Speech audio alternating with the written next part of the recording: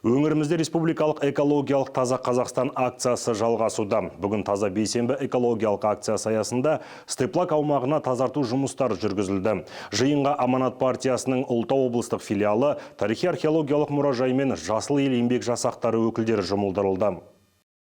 Жүргізілген жұмыс нәтижесінде Степлак лагері 3-ші бөлімшесінің маңайы күл қоқыстардан тазартылды. Сондай-ақ бүгінгі экологиялық іс-шара ерекше форматта ұйымдастырылды. Онда тарихи археологиялық мұражай қызметкерлері Жасыл ел еңбек жасақтарына тарихи нысан бойынша экскурсия өткізді.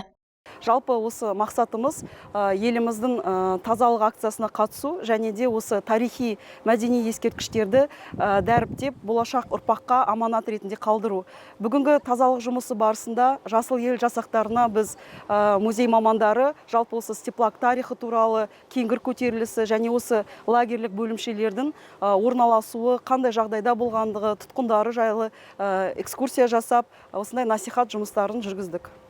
Экологиялық акцияға қатысушылар санитарлық тазалау, қоқыстарды, құрғақ қалдықтарды жинау бойынша үлкен жұмыстар атқарды. Тазалау жұмыстарынан кейін Степлактың аумағы айтарлықтай өзгерді. Айта кетейік, бұл бағыттағы жұмыстар әлі де жалғасын таба бермек. Алмас Әлімжанқызы, Думан Оразов, Ұлытау телеарнасы.